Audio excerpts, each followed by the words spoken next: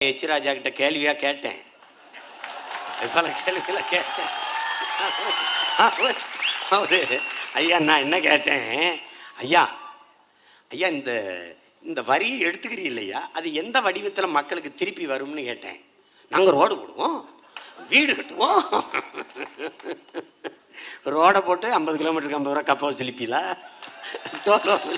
என்ன ஆணுரை இலவசம், நாப்கின் 18 விழுக்காடு வரி, பாரத மாதாக்கு எப்படி நாப்கினுக்கு பெண்களுக்கு அத்தியாவசிய தேவையா இருக்கிற நாப்கினுக்கு 18 விழுக்காடு வரி, ஆனா பாரத மாதாக்கு இந்த பதஞ்சலின்னு ஒரு பிரதேசம் இருக்கான் பாருங்க, அவன் அவன் உற்பத்தி செய்யற பொருளுக்கு வரி இல்லை. ஏன்னா அது மருத்துவ குணம் இருக்கான் அதுல. அவன் நம்பிட்டலைங்க, அவனை எப்படி சந்தைப்படுத்துறாங்கிறீங்க? இப்போ ஒரு தொலைக்காட்சியில் வந்து யோகா களி குத்து கொடுக்குறான். யோகாவை என்னன்னு தெரியாத ஒரு அயோக்கிய பையன், யோகாவை எப்படி செய்யக்கூடாதோ அப்படி செய்யற ஒரு முட்டாள் அவன். நீங்க வேணா போட்டு பாருங்க.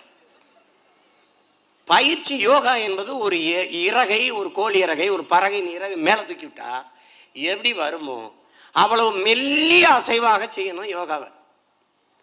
இவங்க இந்தியா உலகத்திற்கு கடன் கொடுத்துருச்சு யோகாங்கிறான். இந்த அயோக்கிய பயலுக்கு கடன் கொடுத்தது நாங்க.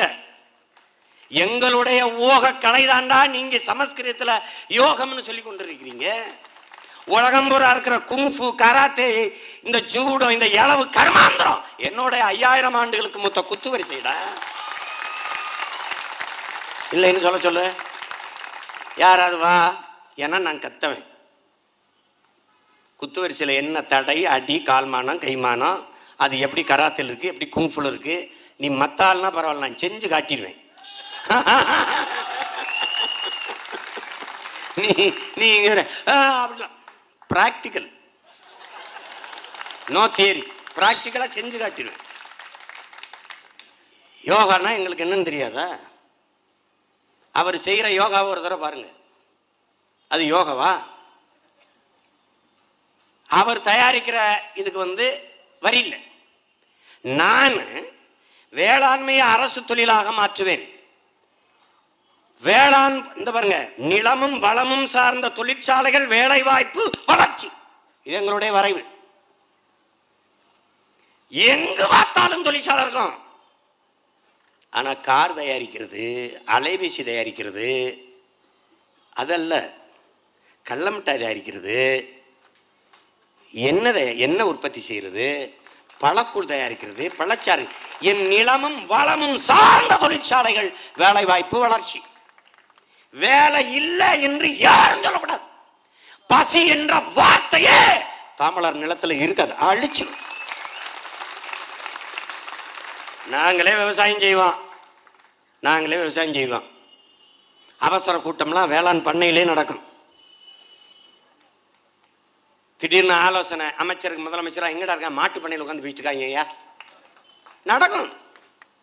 நானே பால் கறப்பேன், என் பிள்ளைகளுக்கு பால் கொடுப்பேன், முட்டை கொடுப்பேன், சோறு நானே போட்டுருவேன். 5 கிலோமீட்டருக்கு மேலே தான் நீ இரு சக்கரத்தை, உந்துருளியை, மகிழுந்தை பயன்படுத்தணும். 5 கிலோமீட்டருக்குள்ள குழந்தைகள் பெரியவர்களுக்கு தான் மகிழுந்து உந்துருளி பயன்படுத்துறது. எல்லாருக்கும் சைக்கிள் கொடுத்துருவேன், சைக்கிளில் தான் நீ போகணும். எரிபொருளை குறைக்க, காற்று மாசுபடுவதை கட்டுப்படுத்த எனக்கு வேறு வழி தெரியாது. சட்டம் போடுவேன், 100 மரம் நட்டு 1 மரம் வெட்டு, சட்டம் போட்டுருவேன். நீ மனிதர்களை வெட்டுவது எப்படி சட்டப்படி குற்றமோ அப்படி மரங்களை வெட்டுவதும் சட்டப்படி குற்றம், உலகத்துக்கு போட்டுருவேன். கண்ணாபுண்ணான்னு மரத்தில் வெட்ட முடியாது.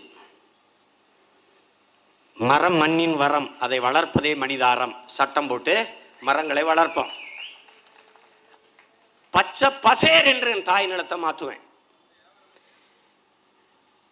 எங்க அப்பா நம்மாழ்வார் எங்களுக்கு கற்பிக்கிறாரு, தண்ணியை பூமிக்கு கீழே தேடாதரா, மேலே தேடு.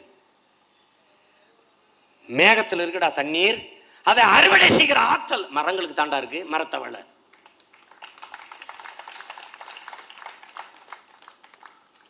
அதை மாத்திருவோம்.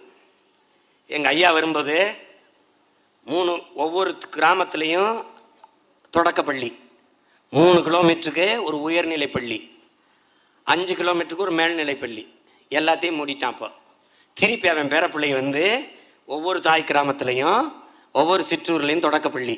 அங்கே என்ன வைப்போம்? அரும்பு, மொட்டு, மலர் 3 வகுப்புகள் வைப்போம். எப்படி இருக்கு? ஒரு தங்கச்சி பெங்களூரில் இருக்கு, அது என் கட்சிக்கு எனக்கு கடலூருக்கு வந்து வேலை செய்ய வந்துச்சு. ஏன் தங்கச்சி நீ வந்து வேலையை விட்டு வந்துடுறேன்னு? ஆனால் அரும்பு, மொட்டு, மலர்னு படித்தோடனே வந்துட்டேன்னுட்டு பார்த்துக்க. நோ யூகேஜி எல்கேஜி கிழிச்சு இப்படி போட்டுறோம். அரும்பு, மொட்டு, மலர் 3 வகுப்பு 3 வயசில் அரும்பில் சேர்க்குறோம். அப்புறம் மொட்டு, மலர். இந்த 3 வயசு வரைக்கும் என் பிள்ளைய படிக்காது.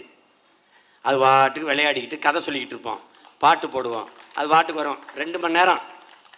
அப்புறம் வீட்டுக்கு கூட்டிட்டு போயிடுவோம். இந்த 3 வருஷத்தில் என் பிள்ளைகளை ஆசிரியரும் பெற்றோரும் படிப்பாங்க. எப்படி படிப்பாங்க? என் பிள்ளைக்கு எது தனி விருப்பம்னு பார்ப்போம். அந்த 3 வருஷத்தில் என் பிள்ளைக்கு ஓவியம் வரைகிறதுல ஆர்வம், என் பிள்ளைக்கு இசையில் ஆர்வம், என் பிள்ளைக்கு விளையாட்டில் ஆர்வம்.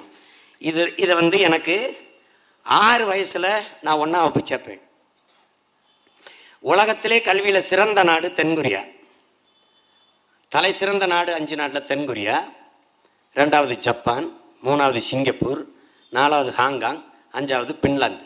இந்த 5 நாடுகளில் எல்லாரும், இந்த தென்கொரியா மட்டும் 8 வயசில் சேர்க்குது. மீதி எல்லா நாடுகளும் 6 வயசில் பள்ளிக்கூடத்துக்கு சேர்க்குது.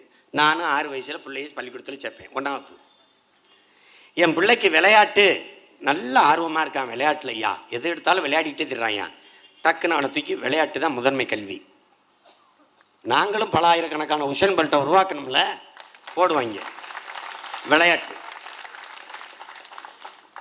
ஒருத்தனுக்கு இசை ரொம்ப ஆர்வமாக இருக்காங்க, அந்த இசையவே இப்போ தட்டிக்கிட்டு இருக்காங்க. இசை ஒரு ஏஆர் ரஹ்மான் பத்தலை, அதனால பல ஏஆர் ரஹ்மானை உருவாக்குறோம், பல இளையராஜாக்களை உருவாக்குறோம். தமிழ் தேசியனத்தின் அடையாளங்களா.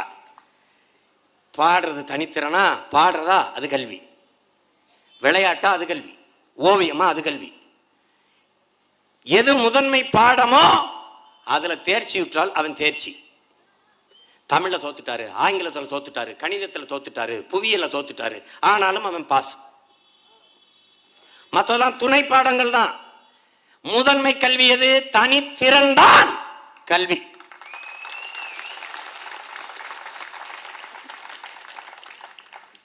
என்ன எடுத்துக்க, நான் என்ன படித்தேன், என்ன வேலை செஞ்சுட்டு இருக்கேன், ஒன்றுக்கும் சம்மந்தம் இல்லை. நான் படித்ததுக்கும் பார்க்க வந்த வேலைக்கும் செஞ்சுக்கிட்டு இருக்க வேலைக்கும் சம்மந்தம் இல்லை. சும்மா அது. சச்சின் டெண்டுல்கர் படிச்சாரா, பந்த அடிச்சாரானா அடிச்சார். இன்னைக்கு உலக புகழ் பெற்ற ஒரு ஆளா இருக்கிறாரு, பொருளாதாரத்தில் மிகவும் மேம்பட்டவராக இருக்காருன்னா காரணம் என்ன? தனித்திறன், அது கல்வி. இந்த பாடத்திட்டத்தை கிழிச்சு அப்படி போட்டுறோம், தூக்கி அப்படி வச்சிடறோம். தாய் மொழியில கல்வியை கற்பிக்கிறோம், அதுல போட்டி போடுறோம். இவங்க மாதிரி இல்லை. கல்வி மருத்துவம் அரசுகிட்ட இருக்குது, தனியார் முதலாளிகளுக்கும் நாம் தமிழர் அரசுக்கும் சண்டை. என்ன சண்டை? அம்மையார் ஜெயலலிதா கூட முடியலன்னா அப்பளவுல படுத்தார்ல, அது இல்லை. அரசு மருத்துவமனை படுப்பார் முதலமைச்சர், அங்க சட்டம் போடுவோம். அரசு பள்ளி, அரசு கல்லூரியில் அனைத்து அமைச்சர்கள், அரசு அதிகாரிகளின் பிள்ளைகள் படிக்கும். கல்வி தரம் உயர, உலக தரத்துக்கு உயரும். இன்னைக்கு எப்படி சிங்கப்பூர் போறான், சீனா போறான், ரஷ்யா போறான், என் பிள்ளை அந்த நாட்டில இருந்து தமிழ்நாட்டுக்கு படிக்க வருவான். அவ்வளவு தூக்கிடுவான் கல்வியை. ஜெயலலிதாவுக்கு மருத்துவம் பார்க்க ரிச்சர்ட் பிள்ளை வந்தான்ல, பிரிட்டன்ல இருந்து தமிழ்நாட்டுக்கு வைத்தியம் பார்க்கறதுக்கு வருவான் நோயாளி. அப்படி மருத்துவ தரத்தை உயர்த்துவேன். இந்த அவன் போட்டுக்கான 85 விழுக்காடு. இங்க பாரு, ஒரு கொடுமையை பாரு, குடிக்க வச்சு மக்களை கெடுக்குது. இந்த மதுக்கடையில் மூட சொல்லி ஒரு உத்தரவு போடுங்கன்னு நீதிமன்றத்தில் போய் வழக்கு. இந்த நீதிமன்றம் சொல்லுது, மாண்புமிக்க நீதி என்ன சொல்லுது? அரசின் கொள்கை முடிவில் தலையிட முடியாது. எதுல? குடிக்கிறதுல, படிக்கிறதுல. சிற்றூர்களை, கிராமப்புறங்களை சார்ந்த ஏழை எளிய மக்கள் மருத்துவம் படிக்கணுங்கிற வசதிக்கு 85 விழுக்காடு ஒரு சட்டம் ஏற்றி பாதுகாக்குது. நீட்டு தேர்வத்தை நீட்டிட்டான், பிரச்சனை ஆயிடுச்சுன்ட்டு. இதுல இந்த நீதிமன்றம் தலையிட்டு அதை இல்லைன்னு ரத்து பண்ணுது, நீக்குது. மதுக்கடையை மூடுவது அரசின் கொள்கை முடிவில் தலையிட முடியாது என்று சொன்ன நீதி, குடிக்கிறதுல தலையிட முடியாதுன்னு சொன்ன நீதி படிக்கிறதுல தலையிடுது.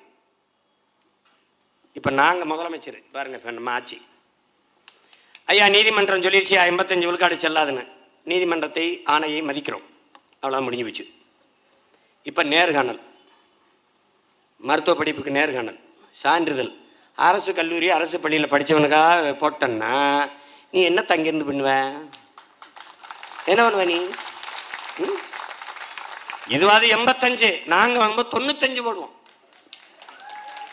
அப்போ ஒரு அயோக்கிய போய் வழக்கப்படுவான், அவனை நடு ரோட்டில் துண்டா போடுவான். எல்லாம் கவனிச்சுக்கணும், எல்லாம் கவனிச்சுக்கணும். அந்த வழக்கோட இந்த வழக்கையும் சேர்த்து பாராண்டுருவேன். எப்படி? மக்களின் நலன் தான் முதன்மையானது. அதான் பெருந்தலைவர் பாதை, அதானே முதன்மையானது.